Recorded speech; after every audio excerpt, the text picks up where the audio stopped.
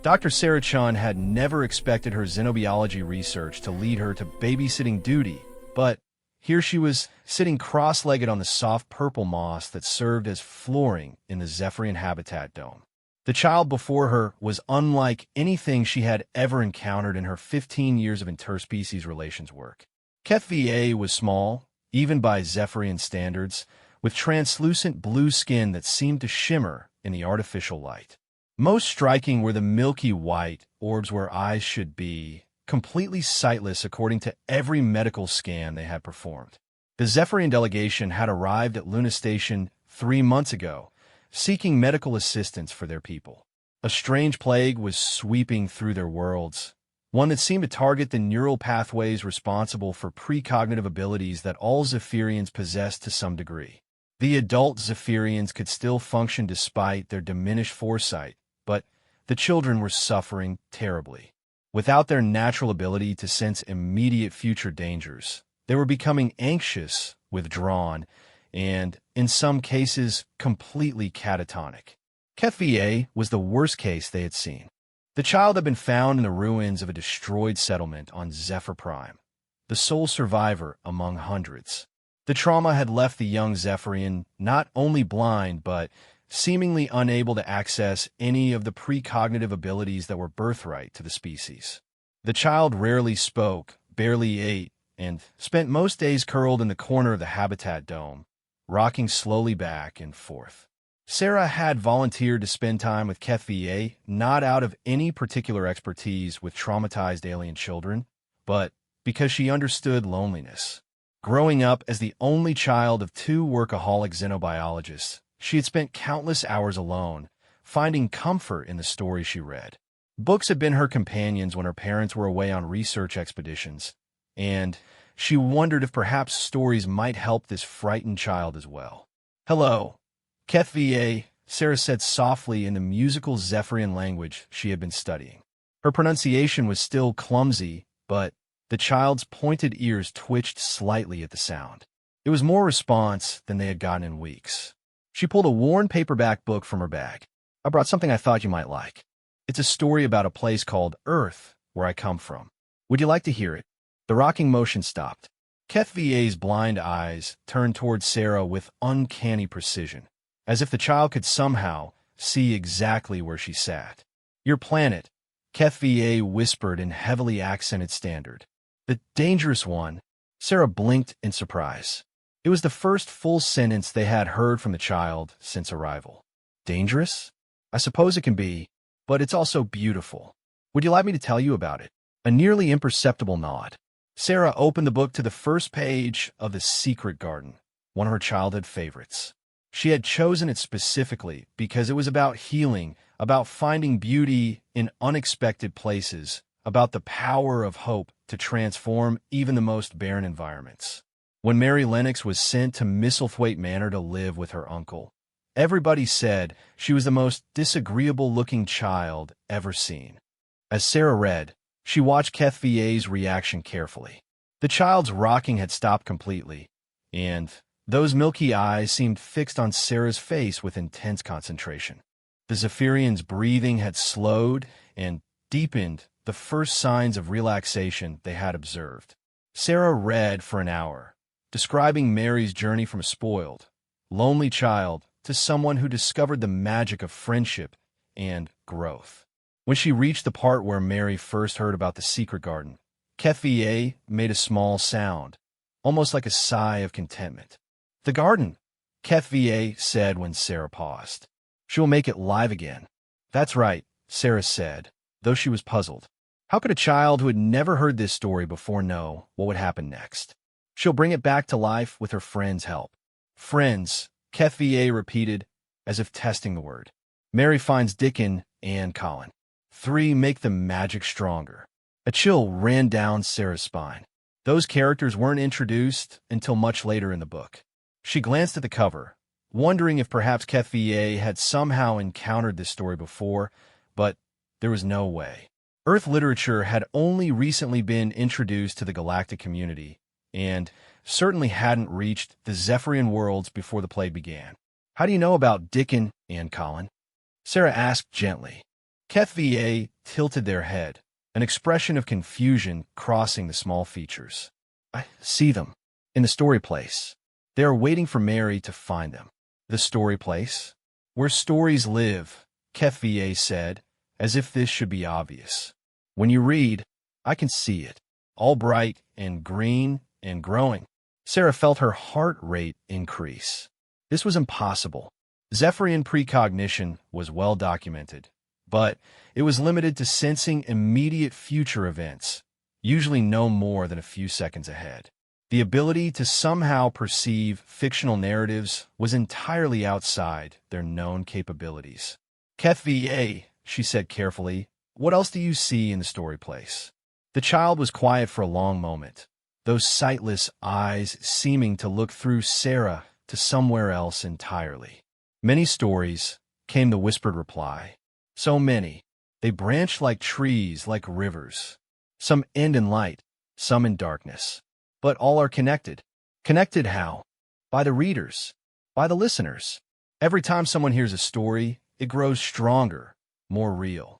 And sometimes, HFY paused, as if struggling with concepts too large for words. Sometimes the stories reach back. They change the ones who hear them. Dr. Elena Vasquez, the head of xenopsychology, had been monitoring the session through the Habitat Dome sensors. She stepped into the room now, her usually composed expression showing clear concern. Sarah, we need to talk, she said quietly. Sarah looked between the doctor and HFY.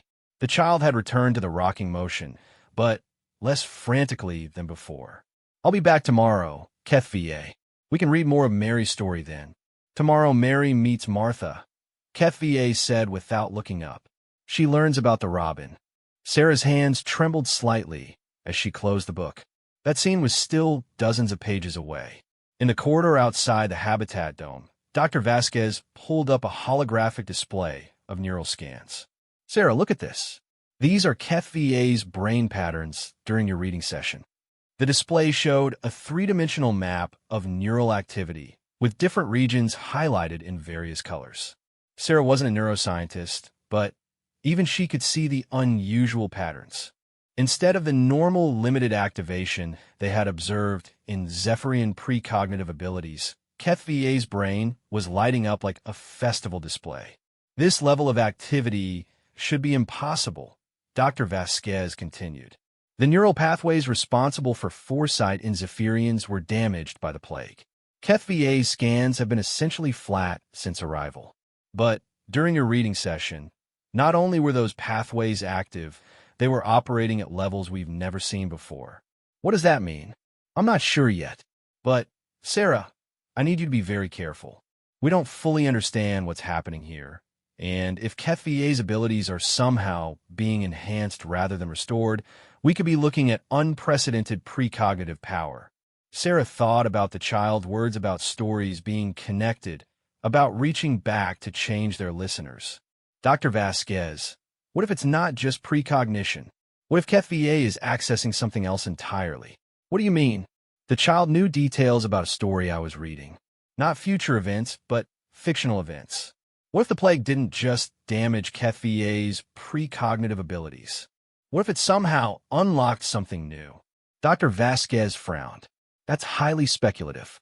The Zephyrian brain isn't structured to process fictional narratives in the way humans do. They experience reality and immediate future possibilities, not imaginary scenarios. But humans are different, Sarah said, her excitement growing. We evolved telling stories. It's fundamental to how we process the world. What if somehow HFY is accessing that uniquely human way of understanding reality through narrative? Through your reading? Through the stories themselves? Think about it. HFY said stories are connected by their readers and listeners. What if human stories create some kind of narrative field that HFY can perceive? Dr. Vasquez looked skeptical, but she pulled up additional scans. We'll need to monitor this carefully. Continue the reading sessions, but I want full neural and environmental scans running at all times. If HFY's abilities continue to develop, we need to understand what we're dealing with. That night, Sarah couldn't sleep. She kept thinking about HFY's description of the story place, of narratives that branched like trees and rivers. She had spent her life studying alien biology, but this felt like something far more significant than just an unusual neural adaptation. She made her way to the station's library, a vast digital repository containing literature from dozens of worlds. As she browsed through the human section, she began to see patterns she had never noticed before. The stories that had endured across centuries and cultures all shared certain elements. Hope triumphing over despair, connection overcoming isolation, the power of understanding to transform both individuals and societies. These weren't just entertainment. They were humanity's instruction manual for survival, passed down through generations in the form of tales that taught empathy, resilience, and the importance of looking beyond immediate circumstances to imagine better possibilities. If HFY could somehow access these narrative patterns, could perceive the underlying structures that connected all human stories, what would that mean for a species that had lost its ability to see the future? Could human stories provide a different kind of foresight, not the prediction of events, but the wisdom to understand how individual choices shaped larger destinies? Sarah selected several more books to bring to tomorrow's session. If her theory was correct, if HFY was somehow learning to navigate reality through human narrative structures, then every story they shared was not just entertainment, but education.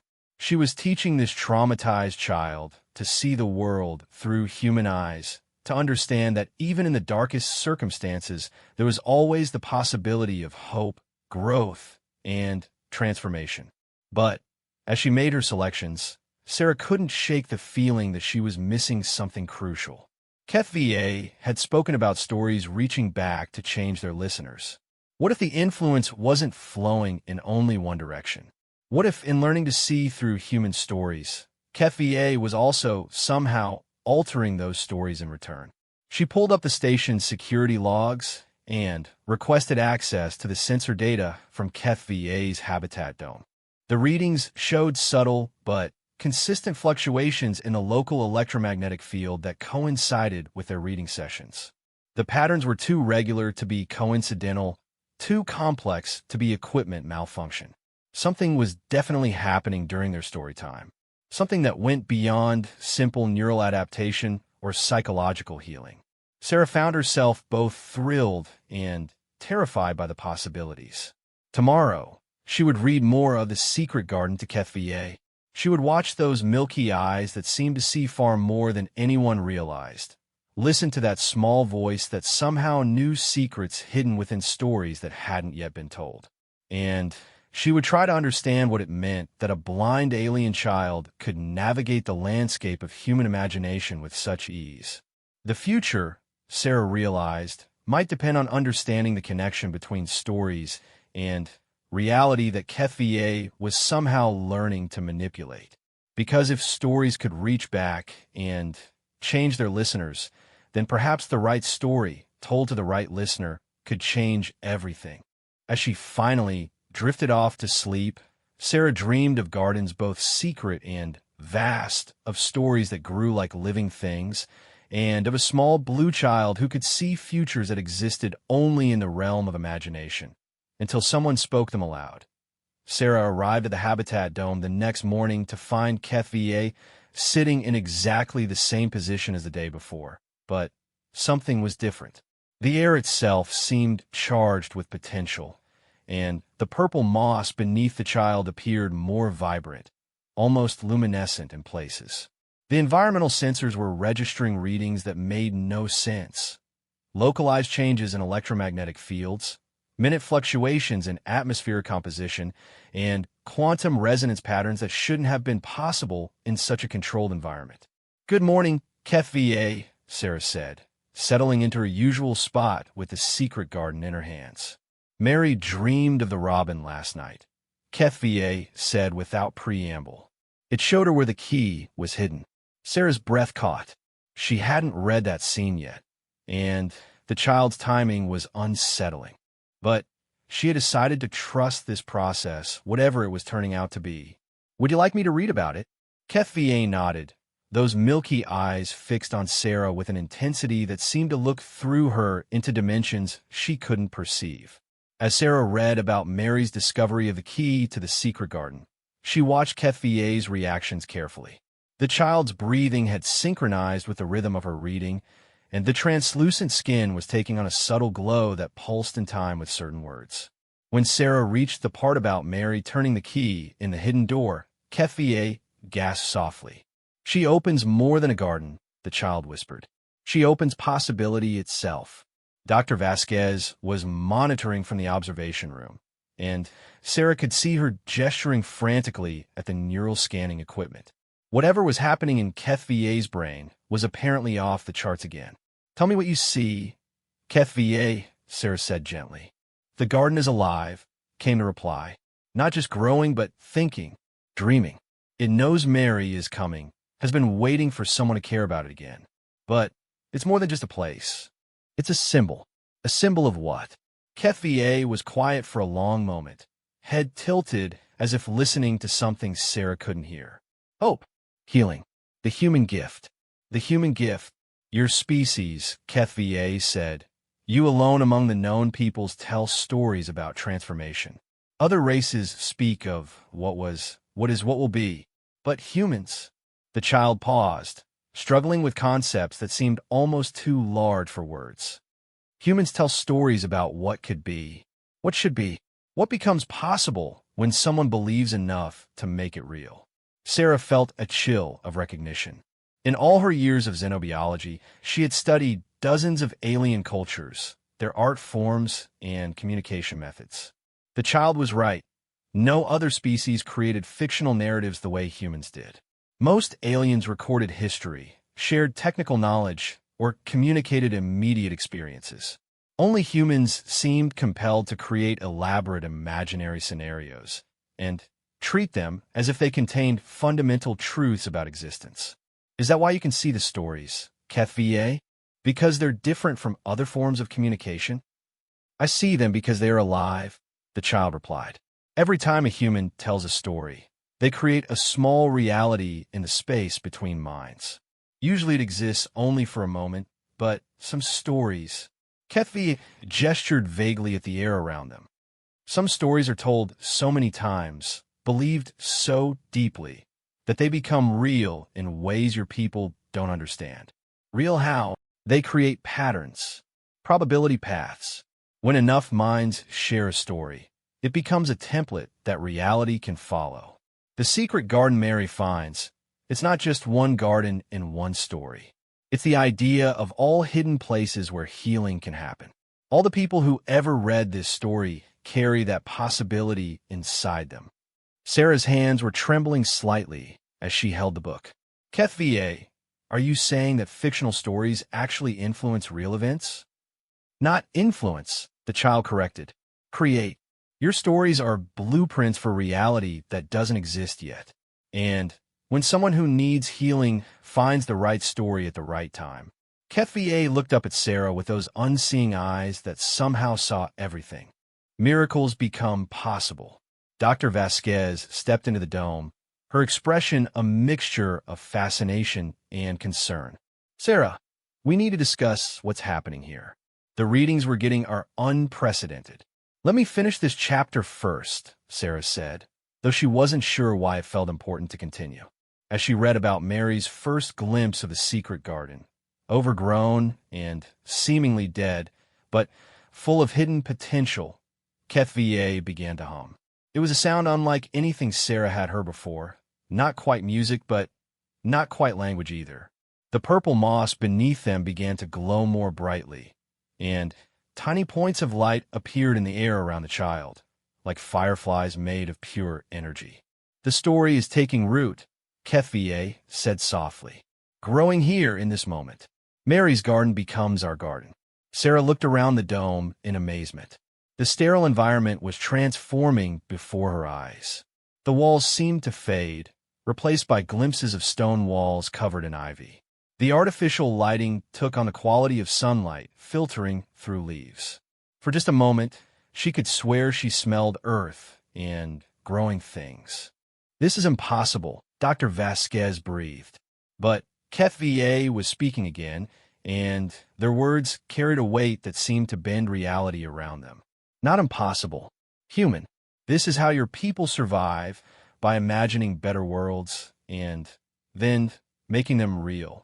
You call it fiction, but you don't understand the power you wield. The environmental readings were fluctuating wildly now. The atmospheric composition was shifting, introducing elements that shouldn't have existed anywhere near Luna Station. Trace amounts of oxygen isotopes that matched Earth's atmosphere, organic compounds that suggested the presence of growing plants. HFY, Sarah said carefully. What's happening to the dome? It's becoming what it needs to become, the child replied. A place where stories and reality meet, where healing can happen. Dr. Vasquez was backing toward the exit, her training warring with her scientific curiosity. Sarah, we should evacuate. These readings suggest massive environmental instability. But Sarah found herself moving closer to HFY instead. Something deep in her human instincts told her that this wasn't dangerous. It was miraculous. The child isn't creating instability, Dr. Vasquez. HFY is creating possibility. That's not scientifically meaningful, isn't it? Sarah turned to face the doctor, the book still clutched in her hands. We've been approaching this all wrong. We assumed HFY's abilities were damaged by the plague. But what if they were enhanced? What if losing normal precognition opened up access to something far more powerful? More powerful how? Narrative precognition, Sarah said, the words coming to her with sudden clarity. The ability to see not just what will happen, but what could happen, what stories make possible. Get banuda provingly. Your stories teach transformation.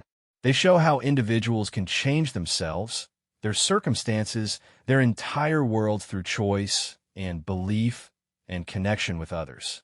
This is precognition beyond time. It's the ability to see the paths by which any reality can be reshaped.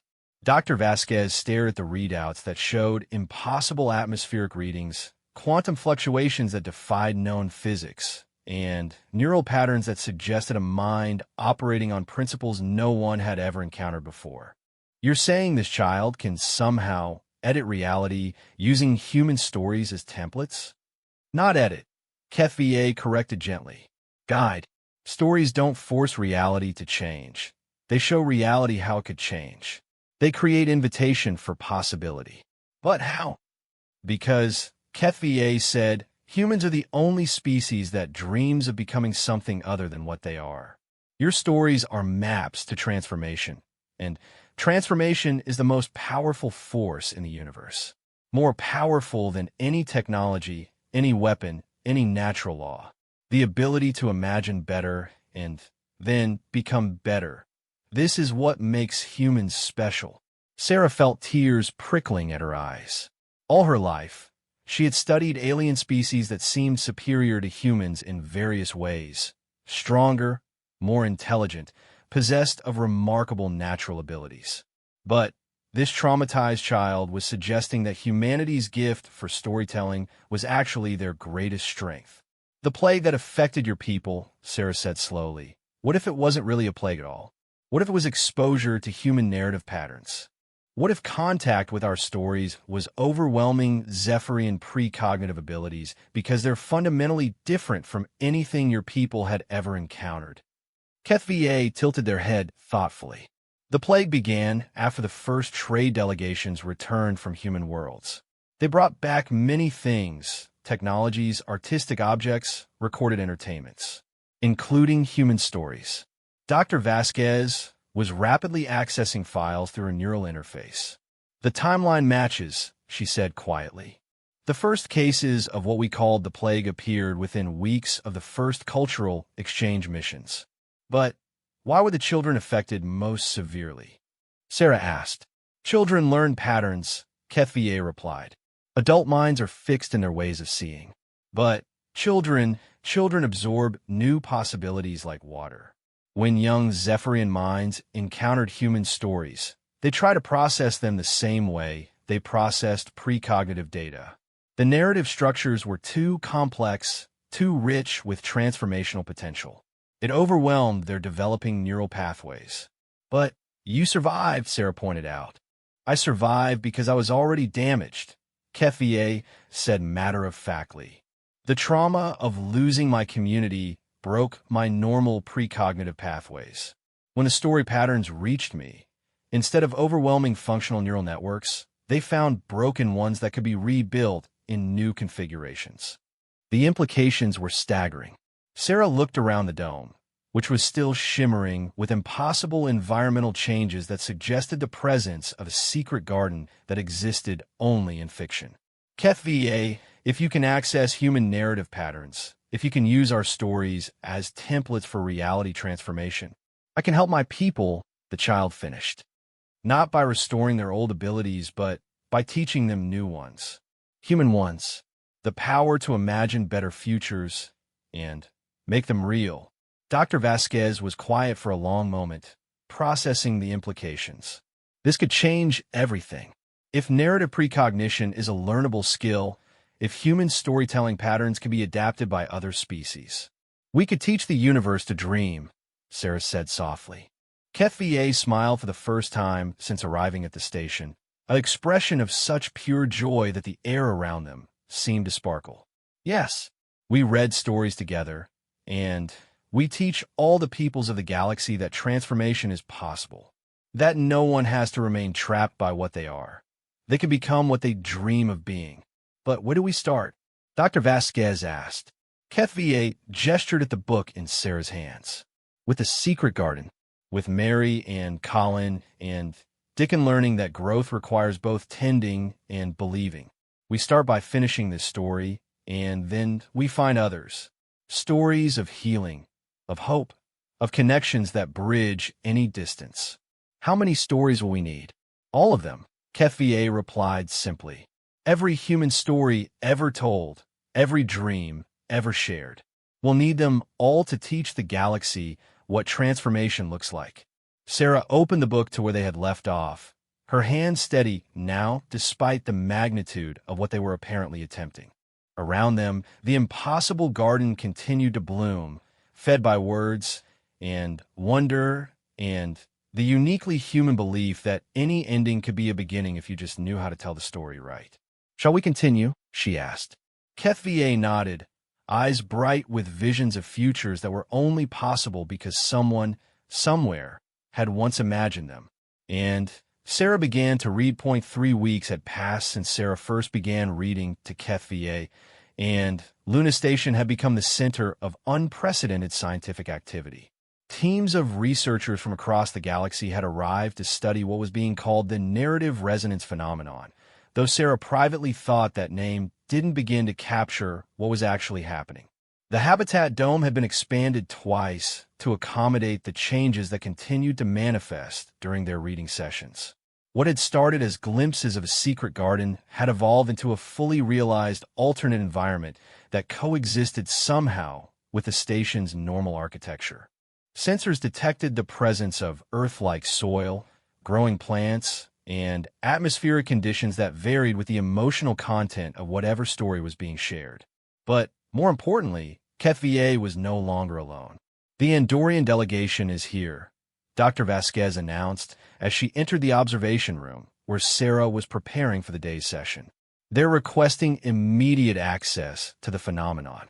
Sarah looked through the transparisteel barrier at Kefie, who was now surrounded by 7 other young Zephyrians. The children had arrived over the past week, drawn by signals their people couldn't detect or explain. Each had been similarly affected by what they still called the plague, and each had begun showing remarkable changes after exposure to human stories. What kind of access? Sarah asked.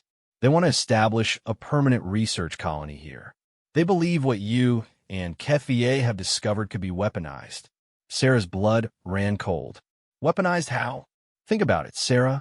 If human stories can be used to alter local reality, to create new physical environments from imagination, the military applications are obvious. Imagine being able to reshape battlefields by telling the right story, or creating defenses that exist only because enough people believe in them. That's not how it works, Sarah said firmly. The stories don't create whatever the reader wants. They create what's needed for healing, for growth, for connection. The process itself filters out negative intentions. Are you certain about that? Sarah paused. In truth, they were still learning how HFY's abilities functioned. The child had explained that human stories created invitation patterns that reality could follow, but the mechanics were far beyond current scientific understanding. I'm certain that HFY would never use these abilities to harm anyone, she said finally. Dr. Vasquez pulled up a holographic display showing the latest neural scans from the Zephyrian children. Look at this. The pattern is spreading. Each new child that arrives shows enhanced neural activity within hours of joining your reading sessions. Whatever's happening here is contagious. Contagious isn't the right word. It's cooperative. The children are learning to share narrative space, to experience stories collectively in ways that amplify the effect, which is exactly what worries the Council. If this continues to spread, if more species begin developing narrative precognition abilities, the galaxy might actually start solving its problems instead of just fighting over them, Sarah finished. I can see why that would be concerning to certain interests. Dr. Vasquez looked uncomfortable. Sarah, there are rumors that some factions want to classify this as a dangerous cognitohazard. They're talking about quarantine, possibly even terminating the subjects to prevent spread. Sarah felt a surge of protective fury. They're not subjects. They're children. Traumatized children who are finally healing. I know that. But I'm not sure everyone sees it that way. Before Sarah could respond, alarms began blaring throughout the station. Emergency lights bathed the corridors in red, and the intercom crackled to life. All personnel to emergency stations. We have an unidentified vessel approaching Luna Station. Unknown configuration, not responding to hails. Through the observation window, Sarah could see the Zephyrian children gathering closer together, their expressions showing the first fear she had witnessed since they arrived. HFY looked up at her through the barrier, those milky eyes wide with something that might have been recognition. They're coming, the child said, though the intercom shouldn't have carried the whisper. The ones who are afraid of stories. Dr. Vasquez was already accessing tactical displays through a neural interface. Sarah, you need to see this. The approaching vessel. It's not showing up on any of our scanners. We can see it visually, but it doesn't register as matter, energy, or anything else our sensors can detect. That's impossible. Look at the children. Sarah turned to see that all 8 Zephyrian children were now standing in a circle, holding hands, their eyes closed in concentration. The air around them was shimmering with the same energy patterns that appeared during story time, but magnified exponentially. They're not afraid, Sarah realized. They're preparing. Preparing for what? HFY opened their eyes and looked directly at Sarah through the barrier. For the test. Every story has one. The moment when the heroes must choose between safety and growth, between the known and the possible. The station shuddered as something made contact with their docking bay, though the sensors still showed nothing had arrived. Sarah could hear shouting in the corridors, the sound of security teams mobilizing. We need to get to the children, Sarah said. Absolutely not. If this is some kind of attack, it's not an attack. Sarah was already moving toward the Habitat Dome entrance. It's exactly what HFY said. It's a test. Inside the dome, the environment had shifted dramatically. Gone were the stone walls and ivy of the secret garden. Instead, they stood in what looked like a vast library, with shelves stretching up into darkness and filled with books that glowed with their own inner light. The Zephyrian children were still holding hands, their combined presence creating a stability Sarah could feel in her bones. Welcome, HFY said to someone Sarah couldn't see. We've been expecting you. The air in front of the children began to shimmer, and 3 figures materialized. They were humanoid, but clearly not human, tall, angular, with skin that seemed to absorb light rather than reflect it. Their eyes were deep pools of shadow that suggested vast intelligence and equally vast indifference. We are the archivists, One of them spoke, its voice carrying harmonics that made reality itself seem to bend. "We have come to evaluate this anomaly." "We know who you are," HFY replied calmly. "The ones who catalog possibility, but never allow it to grow. The ones who preserve stories, but never let them live." The central figure stepped closer, and Sarah felt a chill that had nothing to do with temperature. "These patterns you have been creating, these reality alterations through narrative resonance, they represent a fundamental violation of cosmic law. Stories are meant to be contained, controlled, documented, not allowed to run wild through the fabric of existence." "Whose law?" asked one of the other Zephyrian children, a girl named Velha, whose precognitive abilities had been developing rapidly. "Who decided that imagination should be imprisoned?" "Reality has structure," the archivist replied. "Order, predictability. What you're doing here threatens that order. If every species begins to believe they can reshape existence through mere storytelling, chaos will follow." Sarah stepped forward, though every instinct told her to run. "You're wrong. The children aren't creating chaos. They're creating hope. They're healing." The archivist turned its terrible attention to her. "Ah, the source. The human who reads the dangerous stories. You have no idea what you have unleashed, do you?" "I've unleashed healing," Sarah said firmly. "I've given traumatized children a way to find hope again. You have given them the power to rewrite reality based on fictional narratives. Do you understand what that means? Every human story ever told, every fantasy ever imagined, every impossible dream ever shared, all of it now has the potential to become real if enough minds believe in it strongly enough." HFY spoke up, voice clear and unafraid. "Yes, that's exactly what it means. And it's exactly what the universe needs." The three archivists exchanged glances, their shadowy eyes communicating in ways beyond human perception. The universe needs order, predictability, the careful preservation of knowledge, not chaos driven by emotional narratives. "The universe needs growth," Velha countered. "Change, the possibility of becoming something better than what it is." "You speak like children," the first archivist said dismissively. "You have no understanding of the responsibilities that come with cosmic awareness. We have watched civilizations rise and fall for eons, preserving their knowledge, their stories, their achievements. We maintain the archive of all that was, all that is. But not all that could be," HFY said softly. "Your archives are museums, beautiful and sterile and dead. You preserve stories without understanding their true purpose, to inspire transformation." The library around them began to shift, books flying from their shelves to hover in the air, pages fluttering open to reveal scenes that moved like windows into other worlds. Sarah saw glimpses of countless stories from human culture and beyond, tales of heroes and redemption, of love conquering impossible odds, of ordinary people discovering extraordinary courage. "This is why you fear us," HFY continued, gesturing to the floating stories. "Not because we're chaotic, but because we're the opposite.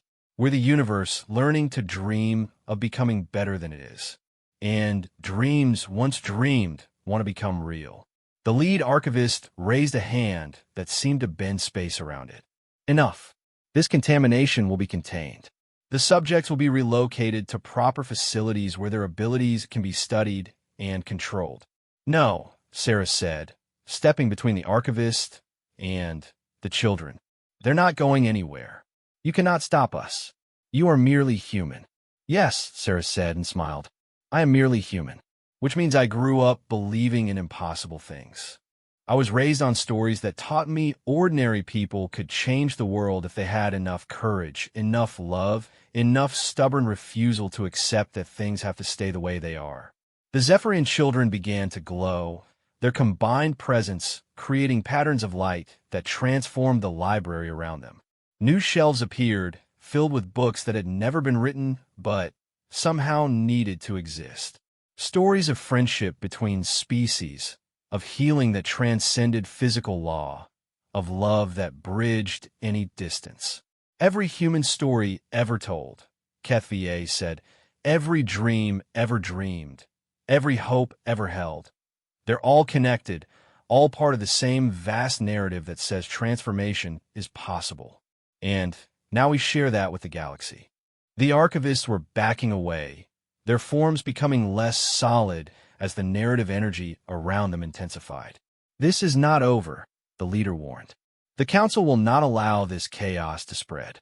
Then, the Council will learn what humans have always known, Sarah said. The best stories are the ones where love wins, where understanding triumphs over fear, where even the most ancient and powerful forces can be transformed by a child's willingness to believe in better endings. As the archivists faded from view, their final words echoed through the transformed space. You have no idea what you have begun. KFVA smiled, reaching out to take Sarah's hand. Yes, we do. We've begun the greatest story of all, the one where everyone gets to choose their own ending. Around them, the library continued to grow, fed by the dreams and hopes of 8 young Zephyrians who had learned that the most powerful force in the universe wasn't law or order or ancient wisdom, but the simple human belief that things could always, somehow, get better. 6 months after the archivist's visit, Luna Station had transformed into something unprecedented in galactic history. What had begun as a simple research facility was now the hub of the largest cultural exchange program ever attempted, with representatives from 47 different species arriving daily to study what was being called narrative consciousness. Sarah stood in what had once been KFVA's Habitat Dome, now expanded into a vast amphitheater where beings from across the galaxy gathered to experience human stories. The space itself had become a living testament to the power of narrative. Its walls shifted and flowed to match the settings of whatever tale was being shared, creating immersive environments that made each story a shared reality. Today, Sarah was reading The Little Prince to an audience that included crystalline Zarians whose thoughts manifested as visible light patterns, gas phase nebulans who existed as sentient clouds, and silicon-based builders whose bodies resembled living architecture. At the center of it all sat KFVA and the other young Zephyrians, now numbering nearly 50, who had become the translators between human narrative patterns and alien consciousness. It is the time you have wasted for your rose that makes your rose so important, Sarah read, and watched as the diverse audience processed this very human concept in their own ways.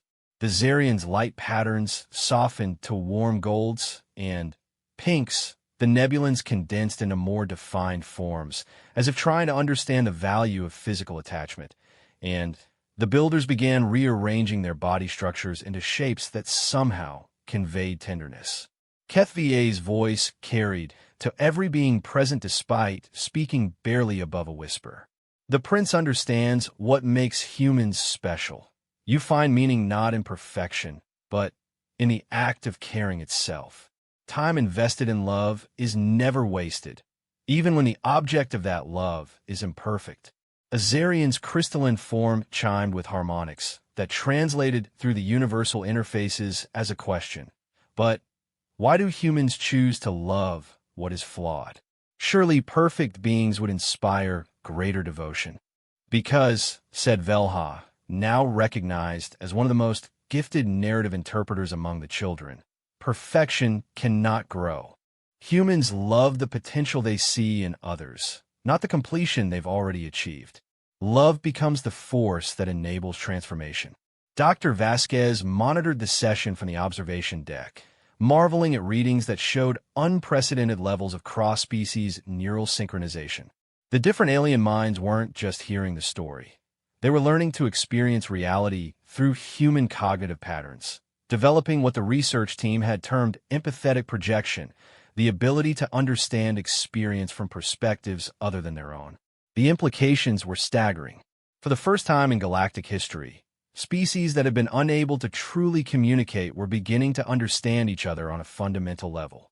Trade disputes were being resolved through storytelling sessions where each side could literally experience the other's perspective.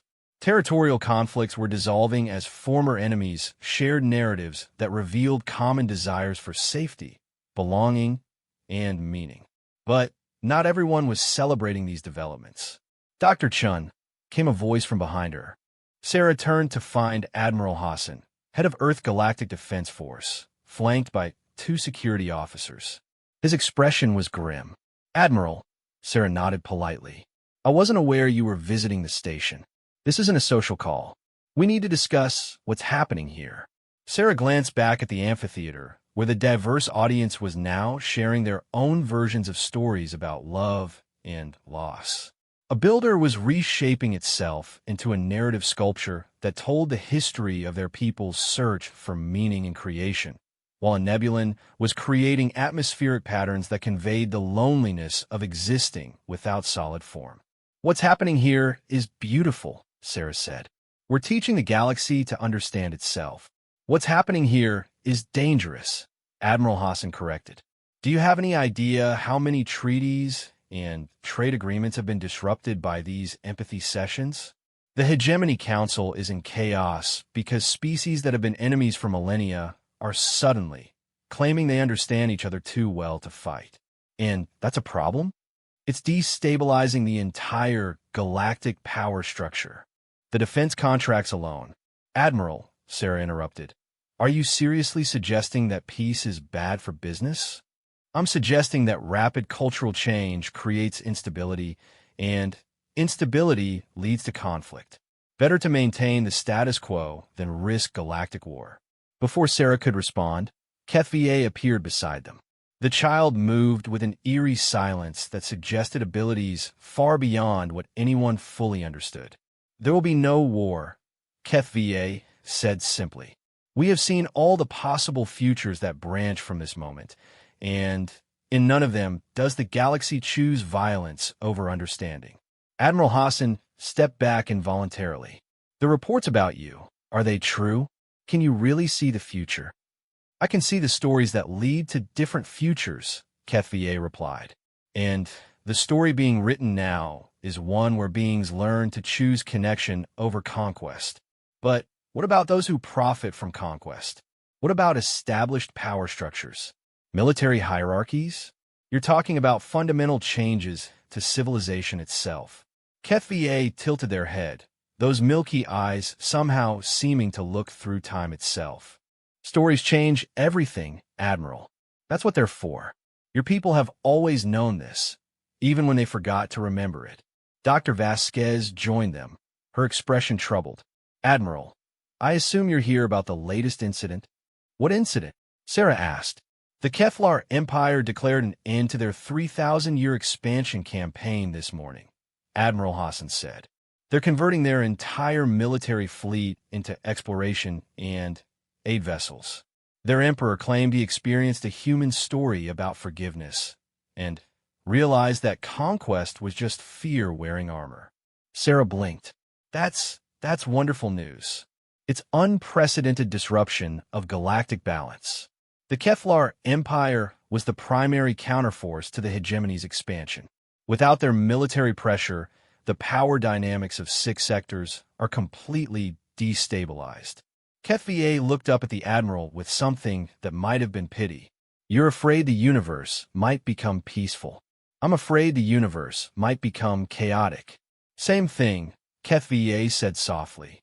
"To minds that profit from control, peace looks like chaos. But we have seen the story that comes next, Admiral.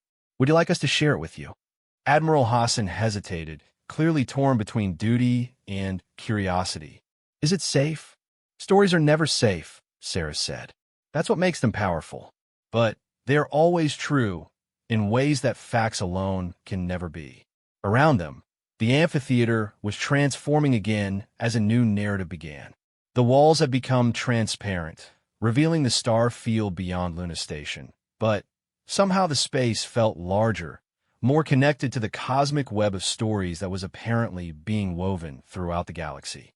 "The story we see," Velha announced to the gathered beings, "is one where every species contributes their unique perspective to a galactic narrative of growth and understanding, where conflicts are resolved through shared imagination rather than force, where the universe learns to dream collectively." The Zarian delegation chimed in harmonious agreement, their light patterns creating visual representations of cooperation and mutual aid. The builders began constructing architectural forms that suggested collaboration rather than fortification. Even the gas-phase nebulons were condensing into shapes that somehow conveyed solidarity. This is what terrifies the old powers, Keth VA explained to Admiral Hassan. Not that we're creating chaos, but that we're creating something genuinely new. A form of civilization based on understanding rather than dominance.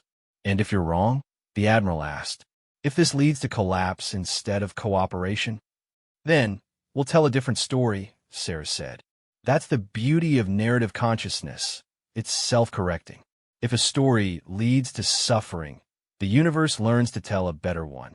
Admiral Hassan was quiet for a long moment, watching the diverse beings in the amphitheater sharing tales that bridged millions of years of evolutionary separation. The Council is planning to shut this down, he said finally. There are those who believe narrative consciousness represents an existential threat to established order. Let them come, Keth VA said peacefully. We will tell them the story of how fear transforms into curiosity when it meets genuine love. And if they try to use force, then we will tell them the story of how violence fails when faced with beings who refuse to be enemies. Dr. Vasquez pulled up a holographic display showing communication traffic throughout the galaxy. Admiral, look at this. Story-sharing networks are sprouting up everywhere. Species that have never communicated before are exchanging narratives about hope, loss, joy, discovery. The cultural exchange is exponential and completely uncontrolled, Admiral Hassan pointed out. Not uncontrolled, Sarah corrected. Uncontrollable. There's a difference. What's spreading isn't chaos. It's the realization that every being in the galaxy shares fundamental experiences and desires.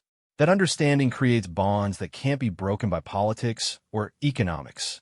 Keth VA moved to the center of the amphitheater, and the diverse audience turned their attention to the small Zephyrian child who had somehow become the focal point of galactic transformation. We have a new story to share, Keth VA announced. One that some of you may find difficult to hear, because it asks you to imagine becoming something different from what you have always been. The space around them shifted, becoming a vast council chamber where representatives from every known species sat together. But instead of the formal hierarchies and territorial divisions that characterized actual galactic politics, this was a gathering of minds united by shared narrative consciousness. This is the story of the next chapter, Keth VA continued, where decisions are made not by the strongest or the most numerous, but by those who can imagine the most inclusive solutions, where problems are solved by combining perspectives rather than eliminating opposition. Admiral Hassan watched the vision unfold, seeing glimpses of conflicts resolved through empathetic understanding, of resources shared based on need rather than power, of exploration driven by wonder rather than conquest. It's impossible, he whispered. All the best stories are, Sarah replied, right up until they become true. As the session concluded and the diverse beings began to disperse, many lingering to continue conversations that would have been unthinkable weeks earlier, Admiral Hassan approached Keth VA one final time. If I were to ask you to stop this, he said, to contain the spread of narrative consciousness for the sake of stability, what would you say? Keth VA looked up at him with those unseeing eyes that saw more than anyone realized.